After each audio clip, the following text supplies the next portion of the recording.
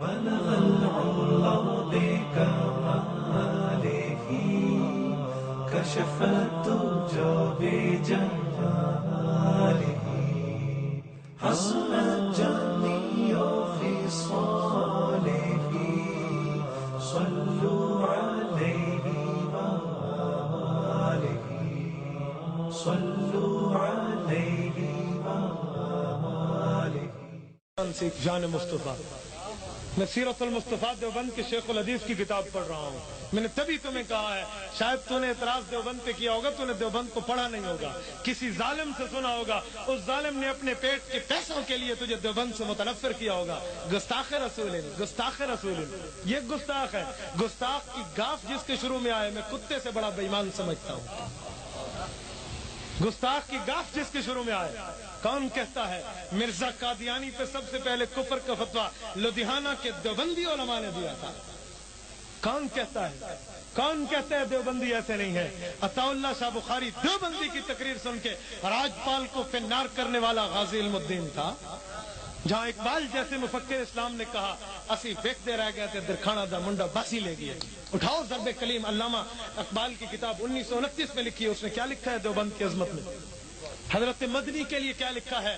حسین احمد مدنی جس کو تو گستاخ سمجھتا ہے, اقبال مفکر پاکستان کہتا ہے اقبال جن علوم کی اب جد میں ہی رہا, مدنی ان علوم کا کامل امام ہے. وہ اسے امام کامل مانتا ہے تو اس کی بات کرتا ہے. قائد اعظم محمد علی جناح نے پاکستان بنوایا ہے تو جس نے نام رکھا ہے اس کا نام چودھری رحمت علی دیوبندی ہے. ملک پاکستان کے لیے قربانی دیوبند نے دی ہے. جب بن گیا ایسٹ پاکستان, ویسٹ پاکستان, مشرقی اور مغربی پاکستان بنا, مغربی پاکستان میں مشرقی پاکستان میں جھنڈا دیوبند کے شیخ الحدیث حضرت تھانوی کے بھانجے حضرت ظفر احمد عثمانی نے لہرایا. مغربی پاکستان میں دیوبند کا شیخ الحدیث علامہ شبیر احمد عثمانی نے جھنڈا لہرایا. تو دیوبند سے بات کرتا ہے.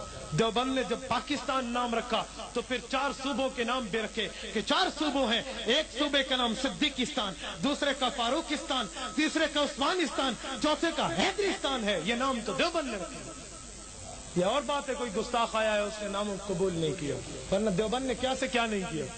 قائد اعظم نے تو اتنی حد تک دیوبند کے ساتھ چلا ہے کہ جب حضرت تھانوی کی خدمت میں یہی محمد علی جناح آیا تھا, پینٹ شرٹ میں ملبوس تھا, سر ننگا تھا.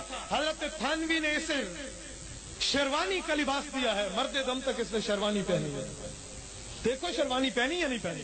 شیروانی یہ حضرت حکیم الامت تھانوی کی دی ہوئی ہے. جسے تو جناح کیپ کہتا ہے, جناح والی ٹوپی, یہ حضرت تھانوی نے سر سے اتار کے اسے دی تھی کہ سر ننگا مت پھر. ہاتھ میں عصا حضرت تھانوی نے دیا تھا. ابھی کہتے ہو دیوبند میں پاکستان میں دیوبند کا کردار نہیں ہے. ہم محب وطن بھی ہیں, محب دین بھی ہیں, محب وطن بھی ہیں, محب دین بھی ہیں. ملک و مذہب سکون رزق کا سامان ہے.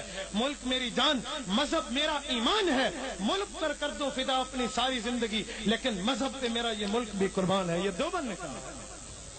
تو دیوبند نے شان مصطفیٰ بھی سمجھائی ہے, شان ملک مصطفیٰ بھی سمجھائی ہے. اچھا یاد ہے نا, تو حضور پاک علیہ السلام نے گھر لیا نہیں ہے, گھر دیا ہے.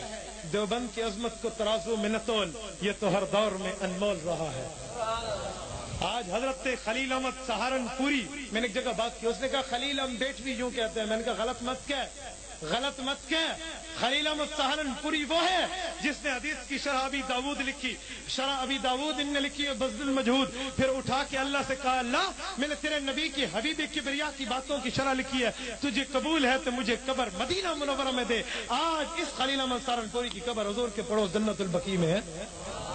دیوبند کی عظمت کی بات کرتا ہے. قرآن پاک کے بعد درجہ تو بخاری کا ہے, لیکن سب سے زیادہ جو کتاب دنیا میں پڑھی جاتی ہے اس کا نام پتہ ہے؟ قرآن کے بعد جو سب سے زیادہ دنیا میں کتاب پڑھی جاتی ہے, رتبہ نہیں, سب سے زیادہ پڑھی جانے والی فضائل اعمال. شیخ الحدیث مولانا زکریا نے لکھی, کعبہ میں اٹھا کے کہا اللہ لکھی تو تیرے حبیب کے لیے ہے, تیرے دربار میں کہتا ہوں قبول ہے تو مجھے قبر اپنے حبیب کے دربار میں جا کر دے دے. آج اس شیخ الحدیث کی قبر بھی مدینہ منورہ جنت البقیع میں.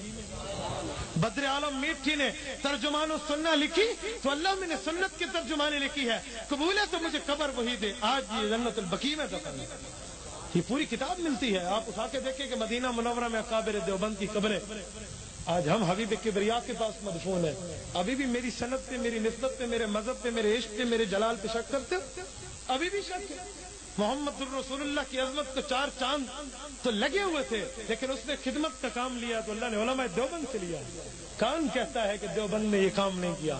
کون کہتا ہے دیوبند؟ آج پوری دنیا کے 183 ممالک میں چلے جاؤ، کوئی ملک ایسا نہیں ہے جہاں دیوبند کا پڑا ہوا موجود نہ ہو، دیوبند کا خادم موجود نہ ہو۔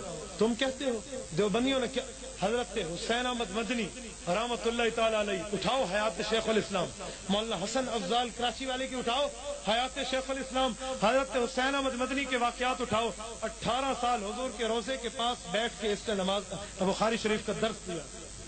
حضور پاک علیہ الصلوۃ والسلام کے لیے تصوف کے اس عالم پہ تھے، کسی حدیث میں کوئی شرح کے اوپر شک پڑتا، سینہ جھکا کے صاحب حدیث سے پوچھ لیتے۔